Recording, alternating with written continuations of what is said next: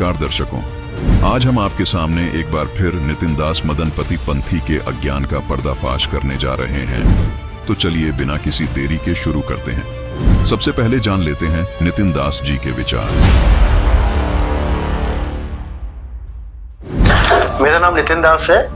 मेरा जन्म स्थान नंगल टाउन में पंजाब में हुआ है और मैंने कबीर पंथ 2010 में ज्वाइन किया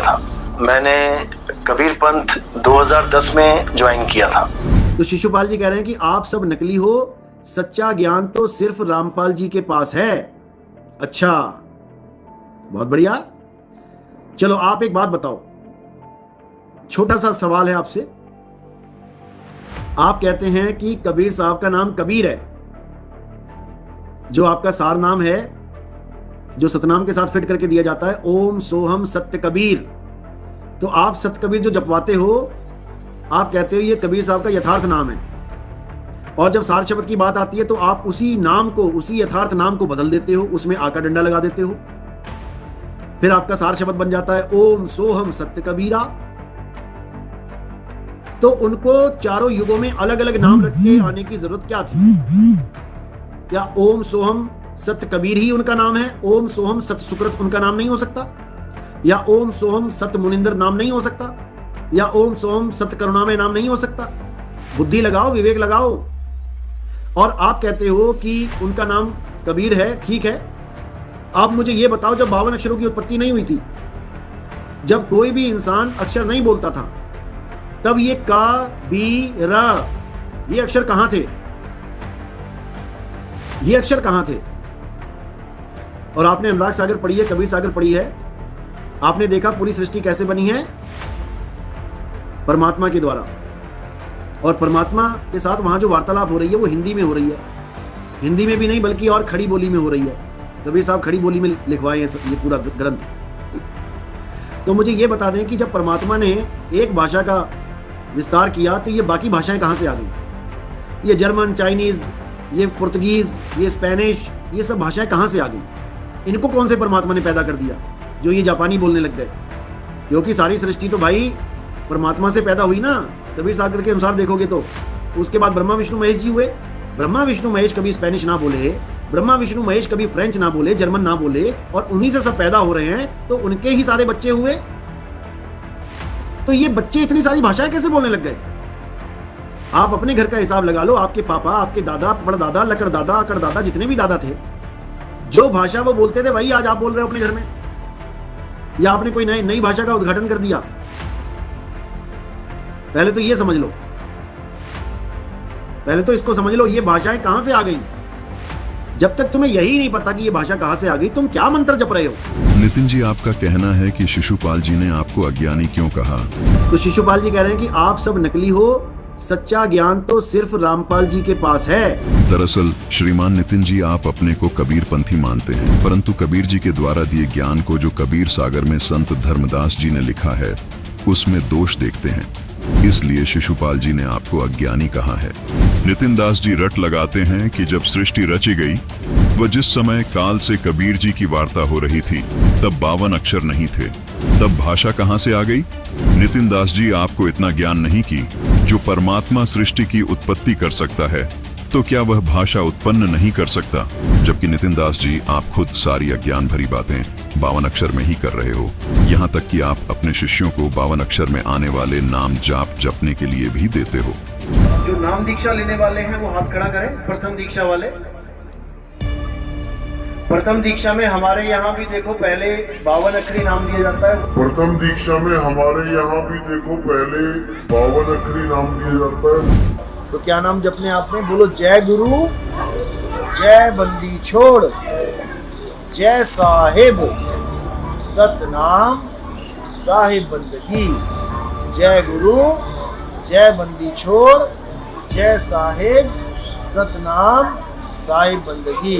सतनाम साहिब बंदगी। और दूसरी तरफ इन्हीं अक्षरों को कोस भी रहे हो, इन 52 अक्षर को बेकार बता रहे हो। सोहम सतनाम नहीं जपना है। हमने शब्द की पारख करनी है। हमारा गुरु शब्द दे क्या रहा है? कहीं 52 अक्षर तो नहीं दे रहा, कहीं ये मंत्र तो नहीं दे रहा जपने वाले। अगर ऐसे कोई मंत्र दे रहा है तो उस गुरु को रिजेक्ट कर देना चाहिए, तो उस गुरु को रिजेक्ट कर देना चाहिए, तो उस गुरु को रिजेक्ट कर देना चाहिए। प्रथम दीक्षा में हमारे यहाँ भी देखो पहले 52 अक्षरी नाम दिया जाता है। नितिन दास जी, यदि आप कबीर जी के ज्ञान को तथा उनकी समर्थता को जानते तो इस तरह की अज्ञान भरी बातें नहीं करते।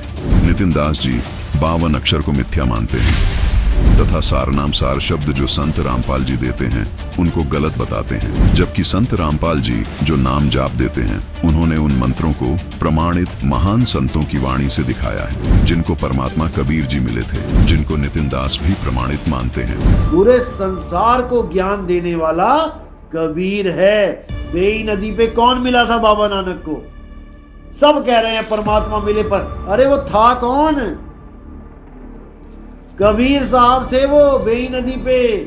जिंदा बाबा नाम रखा क्योंकि वो मुर्दा है ही नहीं, वो जिंदा ही जिंदा है।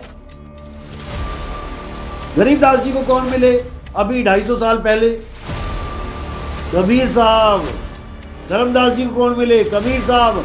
तो देखा आपने, नितिन दास जी जिनको प्रमाणित संत मानते हैं उन सबको कबीर साहब जी ने स्वयं मंत्र बताए थे। प्रथम दीक्षा वाले 7 मंत्र, दूसरी दीक्षा वाले 2 नाम तथा तीसरी दीक्षा वाले सार नाम सार शब्द। संत रामपाल जी महाराज अपने शिष्यों को जो मंत्र देते हैं, इन मंत्रों को कबीर परमात्मा ने स्वयं मोक्ष मंत्र बताया है, जबकि नितिन दास जी इन मंत्रों को गलत साबित करने की कुचेष्टा कर रहे हैं। रही बात भाषा की भिन्नता की, तो नितिन दास जी अब आपको इस तर्क के जरिए ये समझाना चाहेंगे कि पहले मुर्गी उत्पन्न हुई थी या अंडा। अब आप सोच रहे होंगे कि ये कैसा सवाल है। बिल्कुल ऐसा ही है नितिन जी का अज्ञान। नितिन जी भी यही कहते हैं कि भाषा थी ही नहीं, काल से वार्ता करते समय 52 अक्षर थे ही नहीं, तो वार्ता कैसे हुई? नितिन दास जी विचार कीजिए, यदि परमात्मा मुर्गी उत्पन्न कर सकता है तो क्या मुर्गी और अंडा दोनों उत्पन्न नहीं कर सकता? ठीक इसी प्रकार श्रीमान नितिन जी, यदि परमात्मा सृष्टि को उत्पन्न कर सकते हैं तो क्या भाषा उत्पन्न नहीं कर सकते? श्रीमान नितिन जी कहते हैं कि मैं कबीर पंथी हूँ, देखिए प्रमाण। मेरा नाम नितिन दास है। मेरा जन्म स्थान नंगल टाउन में पंजाब में हुआ है और मैंने कबीर पंथ 2010 में ज्वाइन किया था। आइए आपको परम ज्ञानी यानी नितिन जी के अज्ञान का कुछ अंश और दिखाते हैं। तो उनको चारों युगों में अलग अलग नाम रख के आने की जरूरत क्या थी? क्या ओम सोहम सत कबीर ही उनका नाम है? ओम सोहम सत सुकृत उनका नाम नहीं हो सकता? या ओम सोहम सत मुनिंदर नाम नहीं हो सकता? या ओम सोहम सत करुणामय नाम नहीं हो सकता? बुद्धि लगाओ, विवेक लगाओ। नितिन जी, आपने जो कुतर्क किया कि सारनाम सत सुकृत क्यों नहीं है, सार नाम मुनिद्र क्यों नहीं है, सार नाम करुणामय क्यों नहीं हो सकता? नितिन दास जी, कबीर परमात्मा की एक वाणी है। सतयुग में सत सुकृत कह टेरा, त्रेता नाम मुनीन्द्र मेरा, द्वापर में करुणामय कहाया, कलयुग नाम कबीर धराया। इस वाणी में परमात्मा ने स्पष्ट किया है कि मैं कलयुग में कबीर नाम से ही प्रकट होता हूँ, जो कि मेरा वास्तविक नाम है। इसलिए मुल्लकाजियों की लाख कोशिशों के बाद भी कि इस बच्चे का नाम कबीर न रखा जाए, लेकिन परमात्मा ने अपना नाम कबीर ही रखवाया, क्योंकि कबीर नाम ही परमात्मा का वास्तविक नाम है। इसलिए सार नाम मुनीन्द्र, करुणामय और सत सुकृत नहीं हो सकता। नितिन दास जी, सार नाम सत सुकृत या मुनीन्द्र या करुणामय इसलिए नहीं हो सकता क्योंकि कबीर नाम परमात्मा का आदि से है। देखिए कबीर साहिब जी की ये वाणी, कबीर जो जन होगा जौहरी, लेगा शब्द परख, यही नाम मेरा आदि से सुन मत जाना सरक। जो श्रद्धालु परमात्मा को चाहने वाला होगा, निष्पक्ष होगा, वो शब्द को पहचान लेगा, परख लेगा। सत कबीर नाम मेरा आदि से है, इसको सुनकर सरक मत जाना अथवा अविश्वास मत करना कि ये भी क्या नाम हुआ। जैसे नितिन दास जी सरक गए। अब आपको एक वाणी और दिखाते हैं। गरीब शब्द सिंधु में लोक है, ऐसा गहर गंभीर, राम कहो साहिब कहो, सोहम सत कबीर। भावार्थ है परमात्मा की महिमा के लिए आप राम कहो, साहिब कहो, खुदा कहो, अल्लाह कहो, मुर्शिद कहो। अच्छी बात है, लेकिन इनको उच्चारण करने से मोक्ष नहीं होगा। असली नाम है सोहम सत कबीर, जिससे मोक्ष होगा। और नितिन दास अज्ञानी कहता है कि सोहम सत कबीर नाम कहाँ से आ गया। नितिन दास जी, आपकी बुद्धि का दिवाला निकल चुका है, आप सच्चाई को परख नहीं पा रहे। आप जैसे लोगों पर गरीब दास जी की ये वाणी बिल्कुल सटीक बैठती है कि गरीब अंधे गूंगे गुरु घने लंगड़े लोभी लाख, साहिब से परिचय नहीं काव बनावे साख। संत रामपाल जी अपने शिष्यों को जो सार नाम देते हैं वही नाम कबीर साहिब जी ने गरीबदास जी को दिया था, और यही सार नाम कबीर साहिब जी ने दादू दास जी को दिया था। और इसी का प्रमाण हमें हदीस सुनन इब्न मजह 3526 पर मिलता है। इब्न अब्बास कहते हैं कि बुखार और सभी प्रकार के कष्ट के लिए पैगंबर हजरत मोहम्मद उन्हें बिस्मिल्लाहिल कबीर कहने के लिए बोलते थे। हदीस जामी अत-तिरमिजी में भी इसी का प्रमाण मिलता है। अब्बू सईद अल खुदरी कहते हैं कि जब अल्लाह के पैगंबर हजरत मोहम्मद रात के समय नमाज के लिए खड़े होते थे तो वह तकबीर अल्लाहू अकबर कबीरा कहते थे। पुस्तक फजाइल अमाल अध्याय फजाइल जिक्र में ये प्रमाण मिलता है कि जब फरिश्तों को कबीर अल्लाह की तरफ से कोई हुक्म होता है तो वे खौफ के मारे घबरा जाते हैं। यहाँ तक कि जब उनके दिलों से घबराहट दूर हो जाती है तो एक दूसरे से पूछते हैं कि कबीर परवरदिगार का क्या हुक्म है। वे कहते हैं कि इस हक बात का हुक्म हुआ, वह कबीर आलिशान और मर्तबे वाला है। हुजूर अक़दस सल्लल्लाहु अलैहि वसल्लम का इरशाद है कि कोई बंदा ऐसा नहीं कि ला इलाहा इल्लल्लाह कहे और उसके लिए आसमानों के दरवाजे न खुल जाएं, यहाँ तक कि यह कलिमा सीधा अर्श तक पहुँचता है, बशर्ते कि कबीरा गुनाहों से बचाता रहे। कितनी बड़ी फजीलत है और कबूलियत की इंतहा है। यह कलिमा बराह रास्त अर्श मुअल्ला तक पहुँचता है। और यह अभी मालूम हो चुका है कि अगर कबीरा गुनाहों के साथ भी कहा जाए तो नफा से उस वक्त भी खाली नहीं। मुल्ला अली कारी रह फरमाते हैं कि कबाइर से बचने की शर्त कबूल की जल्दी और आसमान के सब दरवाजे खुलने के एताबर से है, वरना सवाब और कबूल से कबाइर के साथ भी खाली नहीं। बाज उलेमा ने इस हदीस का यह मतलब बयान फरमाया है कि ऐसे शख्स के वास्ते मरने के बाद उसकी रूह के एजाज में आसमान के सब दरवाजे खुल जाएंगे। एक हदीस में आया है 2 कलिमे ऐसे हैं कि उनमें से एक के लिए अर्श के नीचे कोई मुंतहा नहीं, दूसरा आसमान और जमीन को अपने नूर या अपने अज्र से भर दे। पहला है ला इलाहा इल्लल्लाह और दूसरा अल्लाहू अकबर, परमेश्वर कबीर। तो देखा आपने फजाइल आमाल में कबीर नाम की कितनी महिमा है। अब देखिए एक और महापुरुष की वाणी से प्रमाण। संत दादू दास जी ने अपनी वाणी में कहा है कि ठिका पूरा होए जब सब कोई तजे शरीरे, दादू काल पकड़े नहीं जपे जो नाम कबीर। आदमी की आयु घटे तब जम घेरे आए, स्मरण किया कबीर का दादू लिया बचाए।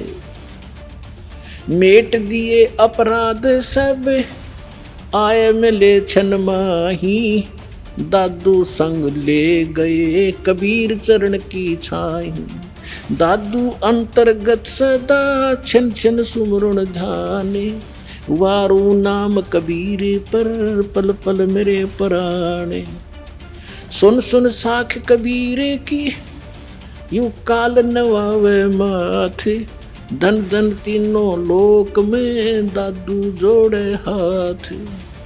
केरी नाम कबीर का विखम काल गजराज, दादू भजन प्रताप से ये भाग्य सुनत आवाज। पल एक नाम कबीर का दादू मन चितलाए, अस्थि के असवार को ये स्वान काल ना खाए। सुमरत नाम कबीर का कटे काल की पीरे, दादू दिन दिन ऊंचा होए फिर परमानंद सुख सीरे। दादू नाम कबीर की जय कोई लेवे ओटे, तिनको कबू लागे नहीं ये काल बजर की चोटे। और संत सब कूपे हैं केते झरीता नीर, दादू अगम अपार है ये दरिया सत कबीर। अब ही तेरी सब मिटे ये जन्म मरण की पीर, श्वास उश्वास सोमर ले दादू नाम कबीर।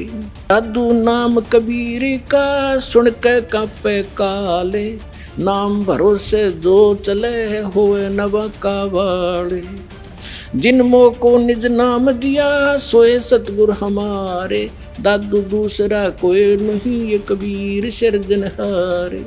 परमेश्वर कबीर जी ने काल से वार्ता में यह भी कहा था कि कलयुग में अधिक जीवों का उद्धार करूंगा। फिर यह भी कहा है कि अवधू अविगत से चलाया, मेरा भेद मर्म ना पाया। न मेरा जन्म न गर्भ बसेरा, बालक बन दिखलाया। काशी शहर जल कमल पर डेरा, तहां जुल्हे ने पाया। नितिन जी तो इस पर भी शंका कर सकते हैं कि माता के बिन किसी का जन्म ही नहीं हो सकता। इनके मन में तो यही है, परंतु ये अपने को कबीरपंथी कहते हैं, इसलिए चुप हैं। इसी शब्द में कहा है कि 5 तत्व का धड़ नहीं मेरा, जानू ज्ञान अपारा, सत्य स्वरूपी नाम साहिब का, सोई नाम हमारा। अर्थात कबीर जी ने कहा है कि मेरा शरीर एक तत्व का है, मैं विदेही हूं, यानी विलक्षण शरीर युक्त हूं, मैं सर्व ज्ञान संपन्न हूं। जो सत्पुरुष का मोक्षदायक सच्चा नाम है, वही नाम सत्य कबीर मेरा नाम है, वही नाम मैंने जबरदस्ती काजियों से रखवाया है। आइए आपको परम ज्ञानी यानी नितिन जी के अज्ञान का कुछ अंश और दिखाते हैं। आप मुझे ये बताओ, जब 52 अक्षरों की उत्पत्ति नहीं हुई थी, जब कोई भी इंसान अक्षर नहीं बोलता था, तब ये का बी रा ये अक्षर कहां थे? ये अक्षर कहां थे? और आपने अनुराग सागर पढ़ी है, कबीर सागर पढ़ी है, आपने देखा पूरी सृष्टि कैसे बनी है? परमात्मा के द्वारा। और परमात्मा के साथ वहां जो वार्तालाप हो रही है वो हिंदी में हो रही है। हिंदी में भी नहीं बल्कि और खड़ी बोली में हो रही है। कबीर साहब खड़ी बोली में लिखवाए हैं ये पूरा ग्रंथ। तो मुझे ये बता दें कि जब परमात्मा ने एक भाषा का विस्तार किया तो ये बाकी भाषाएं कहां से आ गई? ये जर्मन, चाइनीज, ये पुर्तगीज, ये स्पेनिश, ये सब भाषाएं कहां से आ गई? अगर आप विदेश में पैदा होते हैं, अमेरिका में, अब आप क्या कहते हैं, भाई हमारे ग्रंथ में दिखाओ क्या लिखा है। अभी तो आप हिंदुस्तान में पैदा हो गए तो गीता ले आए, भागवत ले आए। अंग्रेज होते आप तो मानते हैं हमारी गीता और वेद को? क्या मानते? परमात्मा के विषय में संत गरीबदास जी ने कहा है कि गरीब, खुरासान, काबुल किला, बगदाद, बनारस एक, बलख और बिलायत तक धरए कबीरा भेक। अर्थात खुदा कबीर जी ने बताया है कि सारी पृथ्वी के ऊपर जितने भी देश प्रदेश हैं, जहां जहां अच्छी आत्माएं जन्मी हैं, उनको यथार्थ अध्यात्म ज्ञान बताने तथा सच्ची साधना बताने के लिए मैं ही विभिन्न वेश धारण करके जाता हूं। काबुल अफगानिस्तान में, खुरासान जो पूर्वी ईरान में है, बगदाद इराक देश की राजधानी, बनारस भारत में तथा विलायत इंग्लैंड देश आदि आदि में मैं ही जाता हूँ। मेरे लिए सब देश, सब मानव एक समान है। हजरत मोहम्मद जी को भी जिंदा वेश धारण करके मक्का शहर में खुदा कबीर मिले थे। अब्राहिम सुल्तान अधम को बलख बुखारा शहर इराक देश में अरबी भाषा में वही ज्ञान बताया। एक रूमी नाम के मौलवी को भी अरबी भाषा में ज्ञान दिया। आइए इसे इस वीडियो के जरिए समझते हैं। रूमी शहर कोन्या टर्की देश की मस्जिद के सबसे बड़े मौलवी थे और मुसलमान धर्म का प्रचार प्रसार किया करते थे और उनके बहुत से शागिर्द थे। 15 नवंबर 1244 की रोज एक 60 साल का सफेद दाढ़ी वाला शख्स सर से एड़ी तक काला लिबास पहने हुए कोन्या के मशहूर चीनी बाजार में व्यापारियों की सराय में पहुंचा। इस शख्स का नाम समस्तरबेज था। समस्तरबेज से पूछने पर समस्तरबेज ने लोगों को बताया कि मैं एक राह चलता व्यापारी हूं। समस्तरबेज वहां जैसे कुछ खोज रहे थे और आखिरकार उन्हें रूमी घोड़े की सवारी करते हुए दिखाई दिया। एक दिन एक हौज के किनारे रूमी पुरानी इल्मी किताबों का एक ढेर रखकर बैठे थे और अपने शागिर्दों को पढ़ा रहे थे।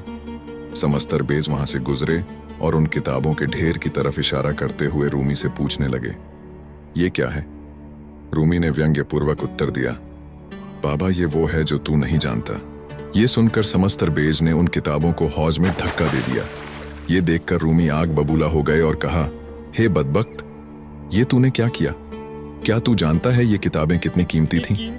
ये सुनकर समस्तरबेज हौज में कूद गए और एक एक कर सारी किताबें पानी से बाहर निकाल कर रख दी। मजे की बात ये थी कि एक भी किताब गीली नहीं हुई थी, उल्टा उनमें से धूल निकल रही थी। ये हैरतंगेज नजारा देख रूमी दंग रह गया और समस्तरबेज से पूछा, बाबा ये क्या है? समस्तरबेज ने उत्तर दिया, ये वो है जो तू नहीं जानता, और वहां से चले गए। अगले दिन रूमी अपने घोड़े पर सवार होकर बाजार में पहुंचे। वहां लोग आदर सत्कार में उनका हाथ चूम रहे थे।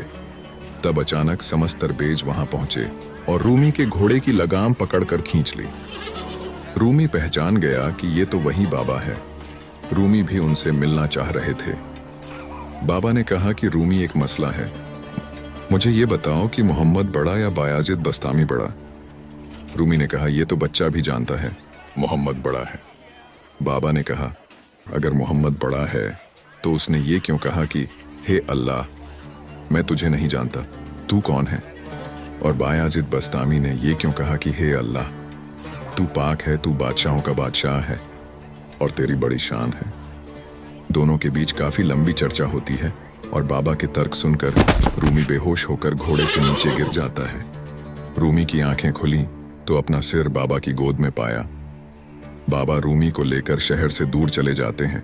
इसके बाद समस्तरबेज कोन्या से गायब हो जाते हैं। रूमी उनकी याद में पागल सा हो जाता है और बाबा की खोज में भटकने लगता है।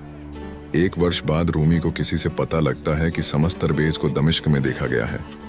रूमी अपने बड़े बेटे से कहता है कि घर में जो सोना, चांदी, गहने, पैसा पड़ा है सब ले जा और बाबा को यहाँ ले आ। रूमी का बड़ा बेटा दमिश्क पहुंचकर समस्तरबेज के नाम पर भंडारा खोल देता है और देखता है कि कुछ दूरी पर बाबा एक लड़के के साथ शतरंज खेल रहे हैं। रूमी का बड़ा बेटा बाबा से विनती करके उन्हें घोड़े पर बैठाकर कोन्या ले आता है। रूमी कहता है कि बाबा, आप क्यों गायब हो गए थे? आपने मेरे साथ ऐसे क्यों किया? मैं 1 साल से आपकी याद में तड़फ रहा था। बाबा कहते हैं, अगर मैं गायब ना होता तो तेरे दिल में आज ये आग ना होती। बाबा रूमी को इल्म देते हैं, जिसे पाने के बाद रूमी अपनी पारंपरिक पूजा पाठ छोड़ देता है। ये देख रूमी के शागिर्द समस्तरबेज से ईर्ष्या करने लगते हैं। एक रोज रूमी अपने मुर्शीद समस्तरबेज के साथ अपनी कुटिया में बैठे थे। तब रूमी का छोटा बेटा व कुछ शागिर्द समस्तरबेज के कत्ल के इरादे से वहां पहुंच जाते हैं और समस्तरबेज को आवाज लगाते हैं। समस्तरबेज रूमी से कहते हैं कि बस अब मेरा जाने का वक्त आ गया है। शागिर्द जैसे ही उनको मारने के लिए तलवार उठाते हैं, समस्तरबेज गायब हो जाते हैं। ये तो गायब हो गया।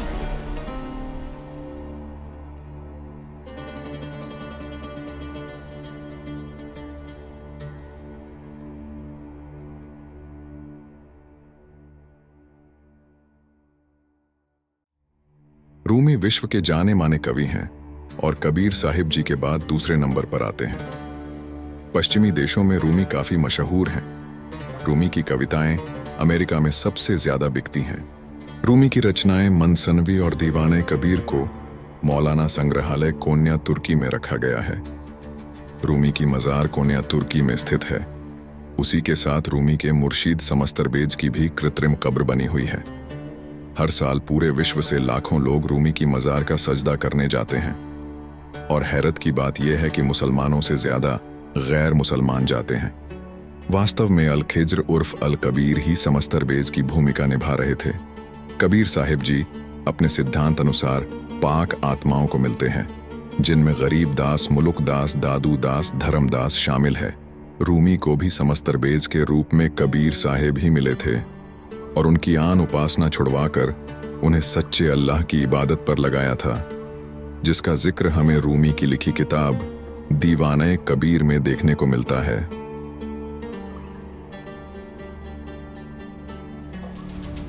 अब आपके दिमाग में ये सवाल आ रहा होगा कि ये कैसे माना जाए कि समस्तरबेज ही कबीर परमात्मा थे।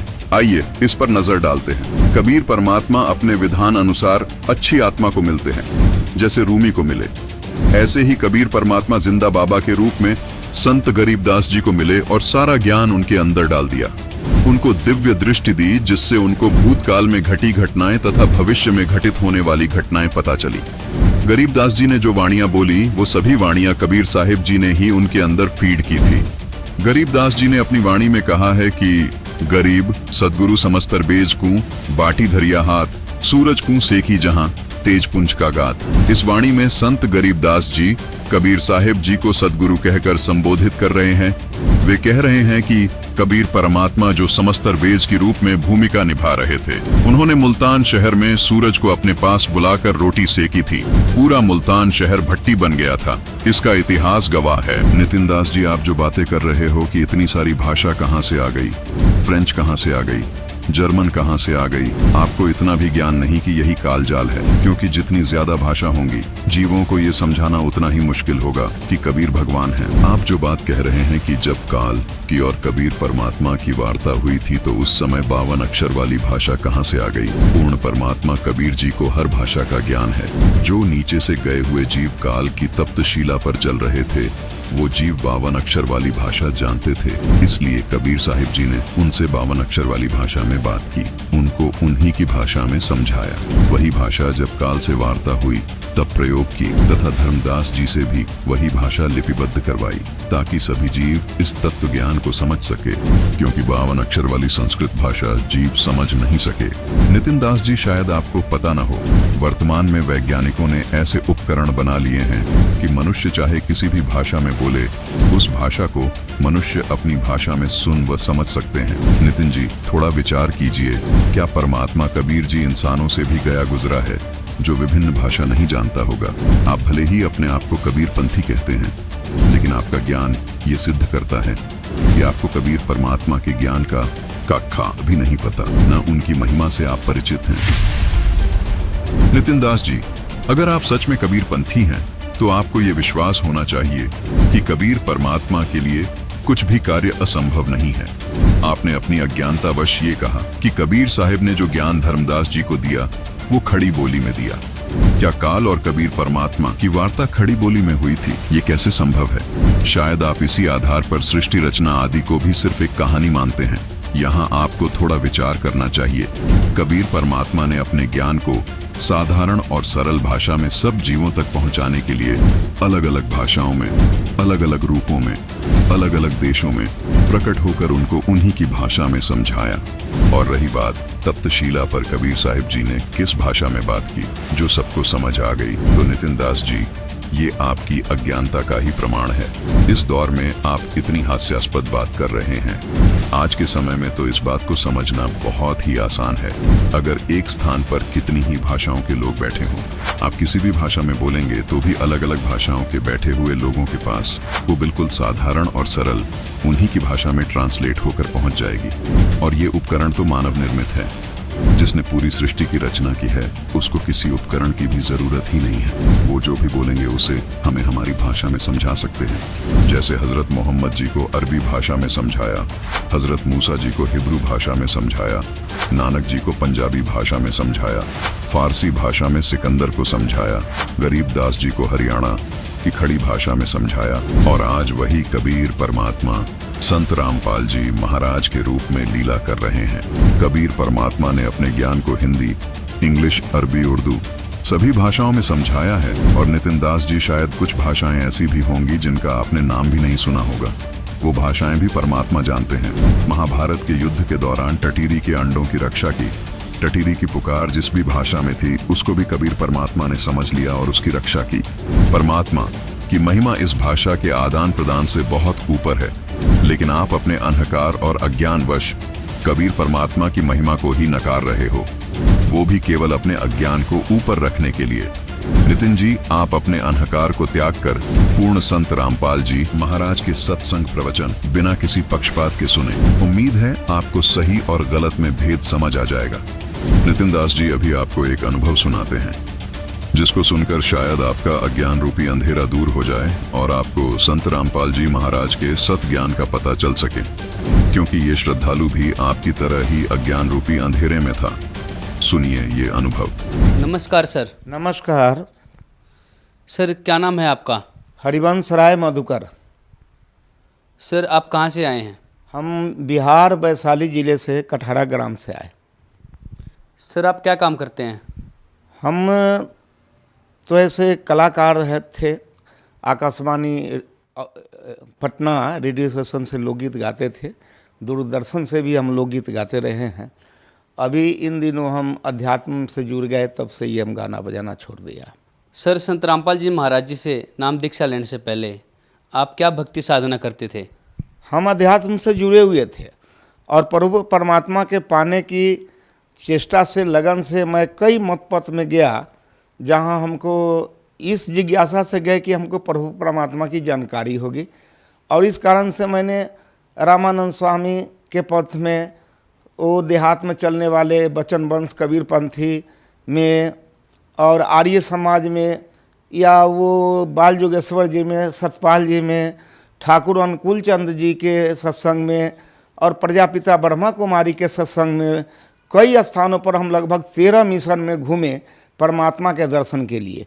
लेकिन कहीं से हमें कुछ प्राप्ति नहीं हुआ, कोई तो आंख बंद करने को कह दिया, कोई कहा ध्यान लगाओ, कोई कहा कर्म नेवली करो, कोई कुंडलियां जागृत करने को कह दिया, किसी ने कहा कि वो नाक के ऊपर दोनों दृष्टि जमा करके देखो, भगवान का दर्शन होगा।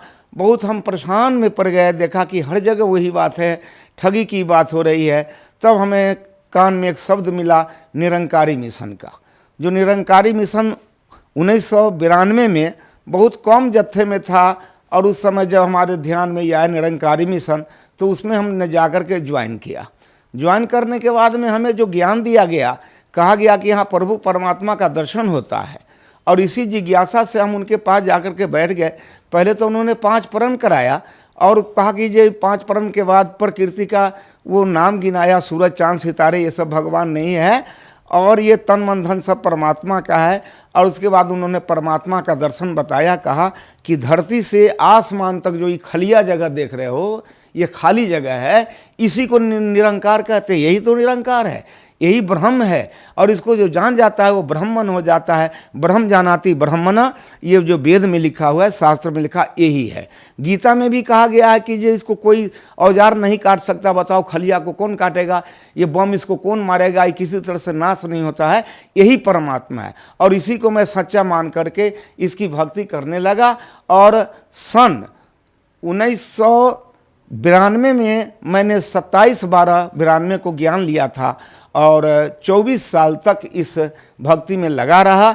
इस दौरान में मैंने अपने संपूर्ण वैशाली जिले में लगभग 24 ज्ञान केंद्र खोला, और ज्ञान प्रचारक हमारे साथ होते थे, और मैं प्रचार का काम करता था पूरे बिहार में। कटिहार, वो ठाकुरगंज, पूर्णिया, वो सहरसा, मधेपुरा, गंगटोक और सिक्किम, करसियांग, नेपाल के देशों में भी हम जनकपुर और शबैला, वो धनुखा, ये और शिवनगर, परसा जिला, मलंगमा, सरलाही जिला, इन सब क्षेत्रों में मैं जाकर के काफ़ी इसका प्रचार किया। और लगभग 18 सत्संग तो अपने वैशाली जिला में बनाए। लगभग 10 से 12 हज़ार लोगों को मैंने प्रभावित करके उनको इस ज्ञान से जोड़ा। सर, अभी आपने बताया कि आपने 24 ज्ञान केंद्र खोले, तो सर आपने किस पंथ के 24 ज्ञान केंद्र खोले थे? हमने 10 से 12 हज़ार लोगों को ये ज्ञान से प्रभावित करके निरंकारी मिशन के संस्था से जोड़ दिया। सर, आपने बताया कि आप 24 साल तक निरंकारी मिशन से जुड़े रहे, तो सर इस 24 साल में आपको क्या ज्ञान की अनुभूति रही है? सर, इसमें हमको मिला जुला कर कोई अनुभूति नहीं हुई, और न मैंने कुछ देखा, और न इसके हमको कुछ लाभ भी प्राप्त हुए। ऐसे ही हम भजते चले जा रहे थे, और उसमें एक साधारण मंत्र था, तू ही निरंकार, मैं तेरी शरण हाँ, मैनू बख्श लो। यही जपते जपते मेरा 22 साल 24 साल का समय निकल गया, लेकिन इससे कुछ लाभ नहीं हो सका। विगत 19 जून 2017 को मैं बड़ा सख्त बीमार पड़ गया। बीमार पड़ने का कारण हो गया मेरे पास डायबिटीज़ का बीमारी, जो 600 चीनी बराबर रहता था, और उसके बाद ब्लड प्रेशर था, लीवर में सूजन था, किडनी में भी दाग था, और पित्त की थैली में ये पथरी था 13 mm का, जो हमें बहुत कमज़ोर कर दिया था। डॉक्टर लोगों के पास हम गए, कहीं से हमको कोई इजाफा नहीं मिल पाया। मैंने 48,000 रुपया खर्च करके बाद और धराशायी हो गए थे, बिछावन से उठ नहीं पा रहे थे। उसी पर हम पड़े थे, 5.5 महीना हो गए। और जिस मिशन को हमने इतना लोगों को जोड़कर लगभग 24 साल में 50 लाख रुपया मंडल को भेज दिया, प्रणामी का पैसा, लेकिन उनको खबर हुई, लेकिन कोई आदमी हमको देखने तक नहीं आया, खोजने तक नहीं आया कि कहाँ ये मधुकर जी पड़ा है। जबकि उस मिशन में हम एक मुखी के पद पर थे, और गुरगद्दी पर बैठ कर के 3-3 घंटा प्रवचन करते थे, और लोगों को प्रभावित करते थे, और ज्ञान दिलवा करके उसको उनसे जोड़ते थे। किसी ने नहीं देखा। इस क्रम में मैं दूर दूर जगहों पर जा कर के और सत्संग प्रवचन किया करता था। गुरगद्दी पर हमको बैठाया जाता था, वहाँ से हम अध्यात्म प्रवचन करते थे, गीता से, रामायण से, कुरान से, पुराण से, वेदों से, शास्त्रों से कह करके लोगों को प्रभावित करते थे। कभी कभी इतने जिज्ञासुओं का भीड़ हो जाता था कि नमस्कार करने में लाइन बन जाती थी और बड़ी भीड़ हो जाती थी। तब हमारे दोनों पैर पर अलग अलग दोनों पैर को करके दायां बायां एक पर बहनें और एक पर भाइयों का लाइन लगता था और सभी लोग सर पटक करके हमारे चरणों पर नमस्कार करते थे। और उसी में लोग ये जिज्ञासा करते थे कि बाबूजी जरा माथे पर हाथ रख दो, और मैं माथे पर हाथ रख देता था। जरा धौना में पीठी में दर्द हो रहा है, इस पर जरा हाथ कर दो, ये बच्चे को जो आशीर्वाद दे दो, ये बड़ा बीमार रहता है। ये सब काम हमें करना पड़ता था और उसको करते थे। सर, आपने बताया कि आप निरंकारी मिशन की गद्दी पे बैठते थे, निरंकारी पंथ से जुड़े थे, आप प्रवचन करते थे स्वयं, और फिर आप संत रामपाल जी महाराज जी की शरण में आ गए। सर, आपको क्या ऐसा लगा? निरंकारी मिशन में तो बहुत सारे लोग ने हमारे दुख को मेरे कहने पर जाना, लेकिन उसमें मेरा कोई इलाज नहीं हो सका। और वहाँ तो बड़ी बड़ी औषधालय भी खुली हुई है, क्या क्या है, लेकिन हमको कोई सहारा कहीं से कुछ नहीं मिला। और डॉक्टरों से परेशान होकर के हम बिल्कुल निराश हो गए थे और धाराशायी होकर के बेड पर पड़े हुए थे। 5.5 महीना हम लगातार बेड पर ही पड़े रहे, जहाँ पैसे के अभाव में दवा भी नहीं खा पाते थे और हमें खाना भी नहीं खाने का इच्छा होता था। केवल पानी पी के, दूध पी के, एक आध रोटी किसी तरह से खा करके हम पानी पी लेते थे। इसी बीच में हम सोचे कि अब हम नहीं बचेंगे।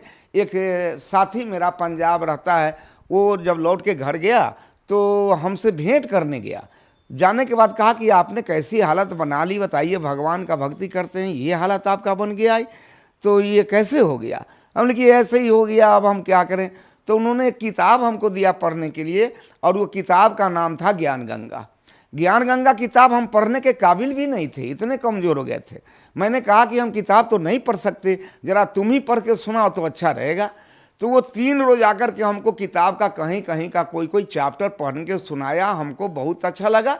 अब किसी की किडनी खराब है और उनका डॉक्टर इनकार कर रहा है, कहता है 4 लाख रुपए लगेंगे, और वो बताना है कि नहीं मेरा किडनी ठीक हो गया सतगुरु रामपाल जी की कृपा से। किसी का लीवर खराब है, किसी के स्तन में घाव है, ममाद निकल रहा है, परेशान है, किसी के पेट में दर्द है, लगता है कोई भीतर दांत काट रहा है। ऐसे ऐसे बहुत सारे रिपोर्ट आए। तो मुझे पहले तो धीरे धीरे इस पर विश्वास होने लगा। हमने सोचा कि अब मैं क्या करूं, हम भी अब वहाँ कुछ फ़ोन करके पता करना चाहते हैं। तो उन्होंने कहा कि पता है इसका? तो हाँ, फ़ोन नंबर है। हमने कहा कि रुक जाओ, आज रात में हम सतगुरु रामपाल जी महाराज से हम बात करेंगे, तब हम कल आपको कुछ बताएंगे। तो उन्होंने कहा कि कैसे बताइएगा, वो तो जेल में रहते हैं। हमने कि हम भी तो गुरु की सेवा कर रहे हैं 24 साल से, और ये सतगुरु हैं तो ज़रूर हम पर कृपा करेंगे, मुझे विश्वास है। ऐसा सोचकर मैं रात में 9 बजे खाना उना खा करके जब सोने गए तो हम तो कुछ जानते नहीं थे, हम तो केवल इनका नाम सुनते थे और किताब में फ़ोटो देखा था। इन्हीं के फ़ोटो को हमने कहा सतगुरु रामपाल जी महाराज की जय, रामपाल जी महाराज की जय, 5 बार यही जयकारा लगा करके हम हाथ जोड़ करके प्रार्थना किया कि हे सतगुरु रामपाल जी महाराज, आपकी बहुत सारी प्रशंसा इस किताब के अंदर मैंने सुनी है। बहुत सारे लोगों का बीमारी भी ख़त्म हो गया है, मेरी भी बीमारी ख़त्म करो और मुझे भी ठीक कर दो। अगर ऐसा कर दोगे तो शेष जीवन जो मेरा बचेगा ये हम आपके चरणों में बिताएंगे, आपके चरणों में भक्तों की सेवा करके अपना जीवन बिताएंगे। और ऐसा करिए कि मैं बहुत दुखी हो गया हूँ, अगर ठीक करना है तो आज रात में आकर के आज रात भर में ही हमको ठीक कर दीजिए। 2, 4, 10 रोज लगाइएगा तब इस चीज़ को हम नहीं मानेंगे। ऐसा प्रण करके हम सो गए। कई दिन नींद भी नहीं आ रही थी, उस दिन नींद भी बहुत अच्छा पड़ा। 3:30 बजे भोर की बात है कि हम जहाँ सोए हुए थे उसी में निरंकारी आश्रम चलता था, हर रविवार को सत्संग चलता था। तो रात में 3:30 बजे ये सतगुरु रामपाल जी महाराज वहाँ पहुँच गए। सादा पैजामा, हाफ कुर्ता, गमछा रखे हुए और कुर्ते का रंग थोड़ा हल्का गेरुआ रंग का पहने हुए, हाफ कमीज, और कुर्सी खींच करके उसी जगह बैठ गए।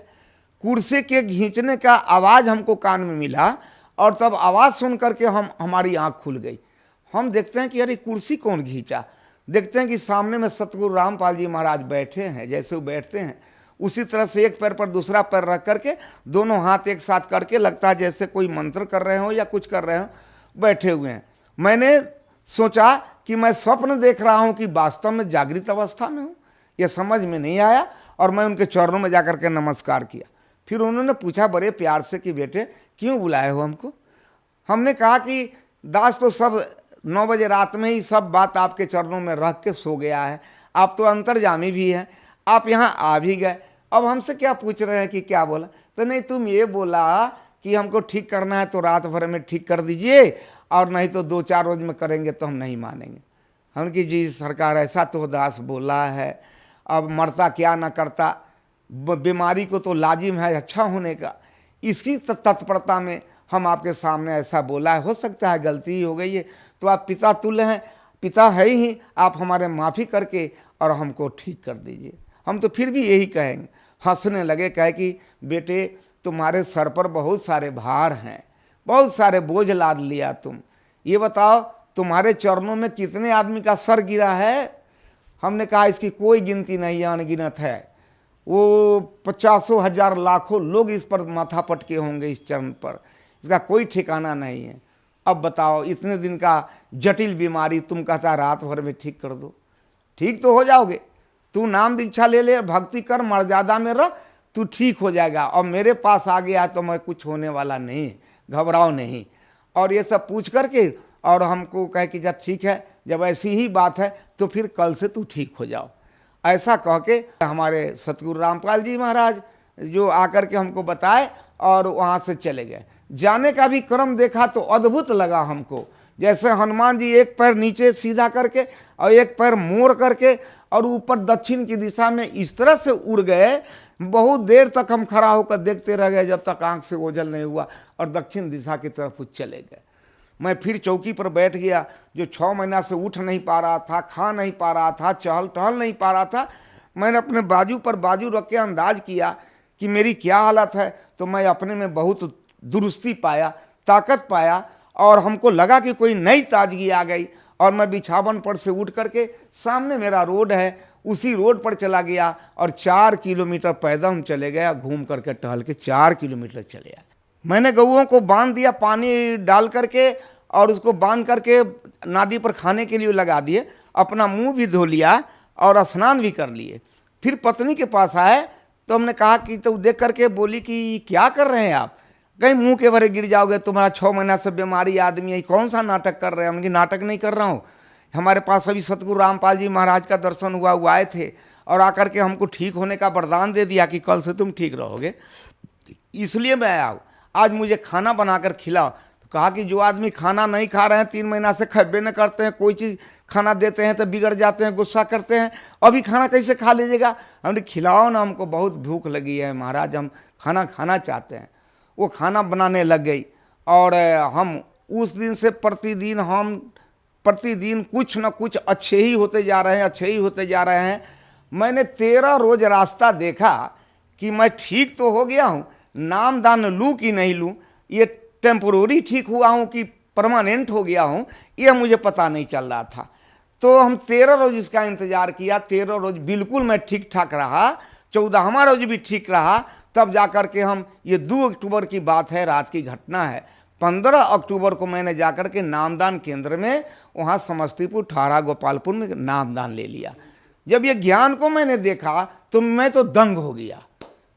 वो जहाँ जहाँ लोग बताते थे, किसी ने कहा कि ये श्वास चल रहा है ये भगवान है, किसी ने आंख जांच दिया कहा इसमें लाइट आता है सो भगवान है, किसी ने ऊपर ताकने को बताया, किसी ने कान मूंदने को बताया, और यहाँ जो ज्ञान बताया गया कि नहीं नहीं प्रभु साकार है, और इसको तू देख लो। जब इस ज्ञान को मैंने देखा तो मैं दंग रह गया और हक्का बक्का हो गया कि दुनिया में कैसे कैसे लोग किस किस तरह के भगवान दिखलाते हैं, ना जाने कहाँ कहाँ से चुन चुन करके कैसे कैसे भगवान लेकर के दिखलाते हैं।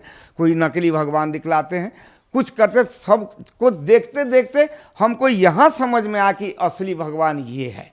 और उन्होंने कहा कि कबीर इज गॉड, यही है कबीर, इसको देखो। और इसका प्रमाण ऋग्वेद में बताया, और इसका प्रमाण अथर्व वेद में बतलाया, इसका प्रमाण गीता में भी बतलाया, इसका प्रमाण वो शास्त्रों में बतलाया, उपनिषद तक में बतलाया, और देवी भागवत पुराण में भी बतलाया।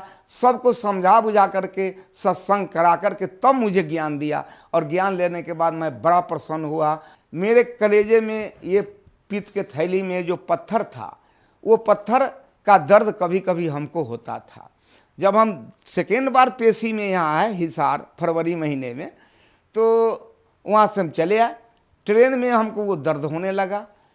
दर्द से हम बेचैन हो गए। हम किसी तरह से हिसार पहुंच गए, वहाँ पेशी लगाए। लौटने के बाद भी हमको खाने की इच्छा नहीं हो रही थी। हमको लगा कि फिर पहले जैसा बीमारी हो गया और ये दर्द हो गया। हमारे साथ के लोग बहुत खाने को प्रयास किया, ये कुछ नहीं खाएंगे, मेरा तबीयत ठीक नहीं है। जब दिल्ली से बिहार जाने के क्रम में 5-6 स्टेशन जब आगे गाड़ी बढ़ गई कानपुर के लगभग, तो रात में एकाएक वो रामपाल जी महाराज सतगुरु फिर ट्रेन में आए और मैंने देखा कि वो आए। आने के बाद में लगता था कि वो किसी को खास व्यक्ति को खोज रहे हैं।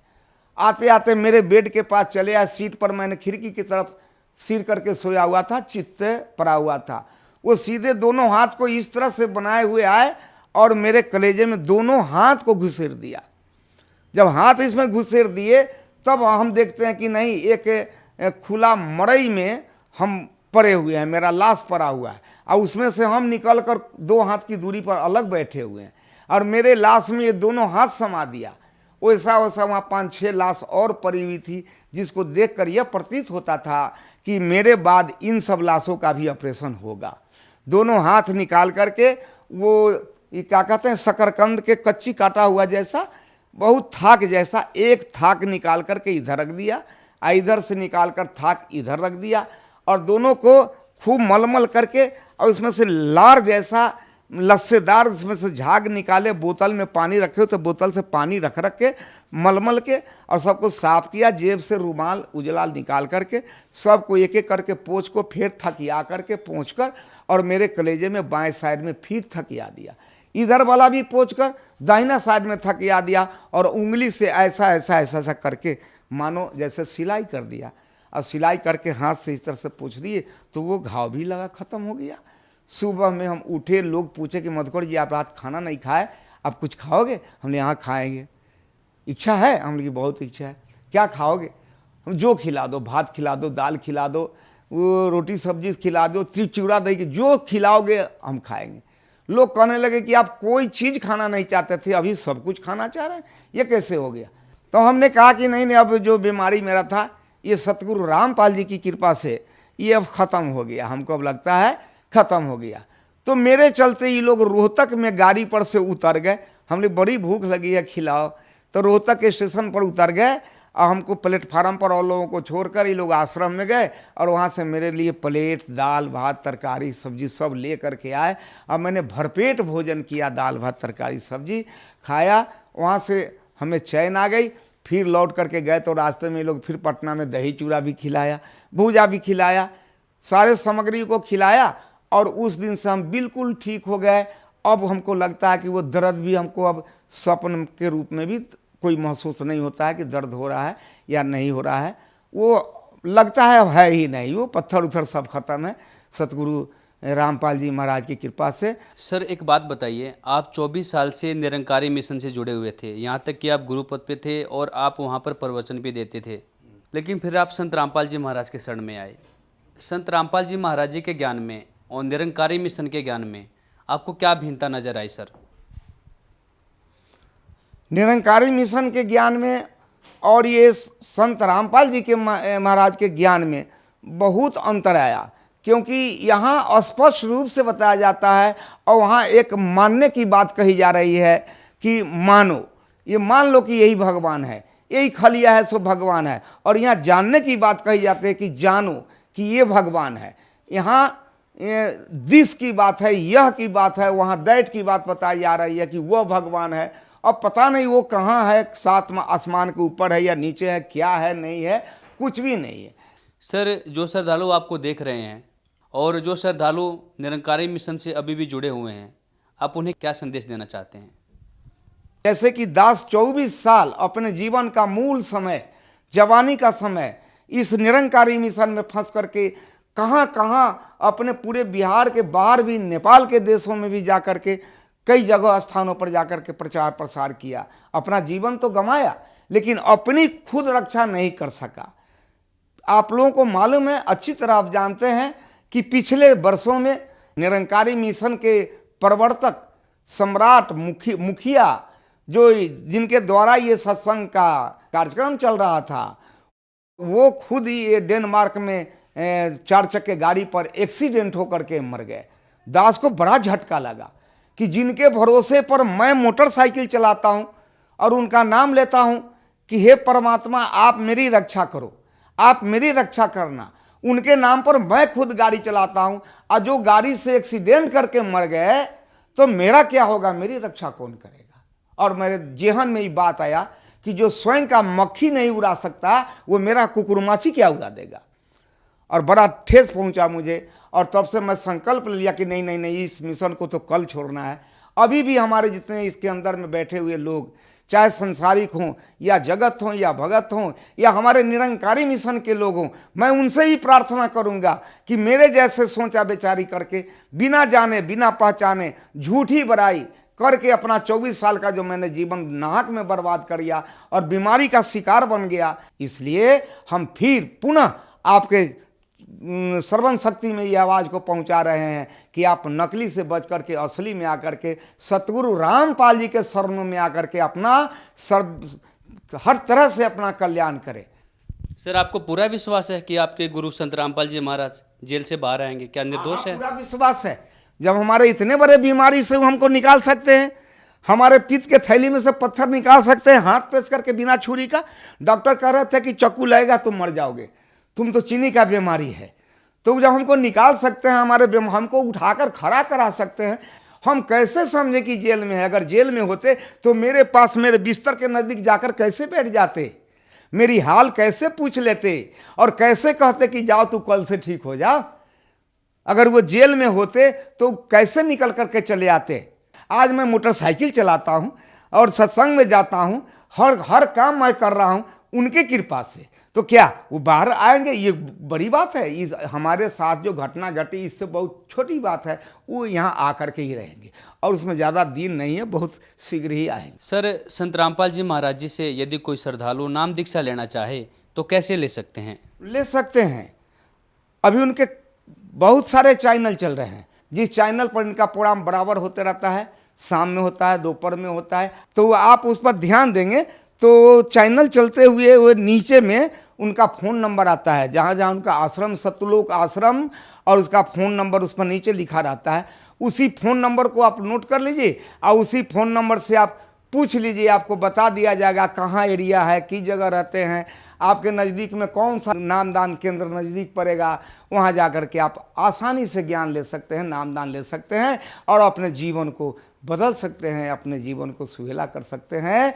आप जिस वासी देश का हैं, अपने देश को आराम से आप जा सकते हैं। आपको पहुंचाने वाला आपको सारथी मिल गया है, आपको पहुंचाने वाला वो सतगुरु रामपाल जी मिल गया है, जो इस आत्मा को अमरलोक पहुंचाता है। बहुत बहुत धन्यवाद सर। धन्यवाद। अब आपको नितिन दास जी की एक वीडियो दिखाते हैं जिसमें वो ये बता रहे हैं कि पाप नाश नहीं हो सकते, आपको अपना प्रारब्ध भोगना ही भोगना है। देखिए। अब तुमने गलत काम किए हैं, खूब लोगों को मारा है, बकरे काटे हैं, भैंसे काटे हैं, तो तुम्हारा प्रारब्ध तुम्हारे इस शरीर को दुखदाई अवस्था में घुमाएगा।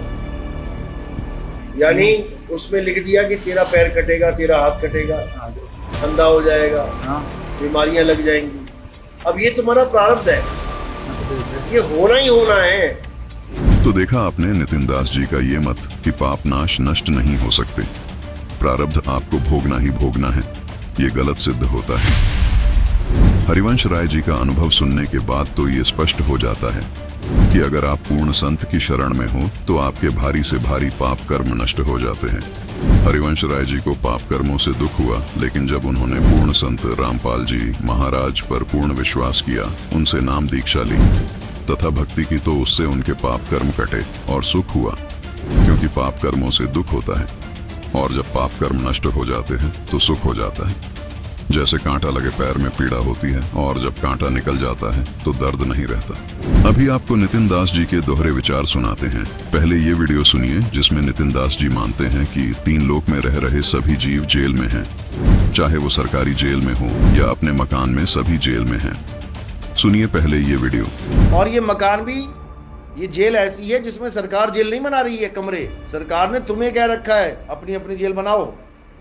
अब जितना तुम्हारे पास पैसा है तुम उतना पैसा जेल में लगा रहे हो। अपनी जेल बना रहे हो। जेल ही है ये, मकान दुकान। एक सरकारी जेल होती है जहां पहले से कोठरियां बनी होती हैं, और एक ये 3 लोक जेल है। जब इस दुनिया में पहली बार इंसान आया, एक भी मकान, एक भी झोपड़ी नहीं बनी थी। बनी थी क्या? अभी आपको ये दूसरी वीडियो सुनाते हैं जिसमें संत रामपाल जी महाराज के अनुयायी से नितिन दास जी कह रहे हैं कि संत रामपाल जी महाराज इतने सक्षम हैं तो जेल से बाहर क्यों नहीं आ जाते। पहले सुनिए ये वीडियो। देखो सुनो, रामपाल जी जब जेल में गए ना, तो उन्होंने बोला कि भाई 2014 में गए थे कि भाई 2015 में आने वाले हैं। ये कह रहे हो तो जीवों को विचार कह रहे हैं। नहीं, वो उनकी स्टेटमेंट आई है, मैं जल्दी आऊंगा बेटा, बच्चा जल्दी आऊंगा। उसके बाद कहते 2 साल बाद आएंगे, फिर कहते 3 साल बाद आएंगे, करते करते आज 5 साल हो गए। जिस दिन वो बाहर आ जाएंगे आप आ जाएंगे। तो देखा आपने नितिन दास के दोहरे विचार। 3 लोग को जेल मानने वाले नितिन दास जी यहाँ अहंकारवश भूल गए कि वो खुद भी जेल में हैं। हे जालिम नितिन दास जी, आपने कहा है कि यदि रामपाल जी इतने सक्षम हैं तो जेल में क्यों हैं, बाहर क्यों नहीं आ जाते। आपको आपके इस अज्ञान का जवाब हरिवंश राय जी के इंटरव्यू से मिल गया होगा। जब हमारे इतने बड़े बीमारी से वो हमको निकाल सकते हैं, हमारे पित्त के थैली में से पत्थर निकाल सकते हैं हाथ प्रेस करके बिना छुरी का। डॉक्टर कह रहे थे कि चाकू लगेगा तुम मर जाओगे, तुम तो चीनी का बीमारी है। तो जब हमको निकाल सकते हैं, हमको उठाकर खड़ा करा सकते हैं, हम कैसे समझे कि जेल में है। अगर जेल में होते तो मेरे पास मेरे बिस्तर के नज़दीक जाकर कैसे बैठ जाते, मेरी हाल कैसे पूछ लेते और कैसे कहते कि जाओ तू कल से ठीक हो जा। अगर वो जेल में होते तो कैसे निकल करके चले आते।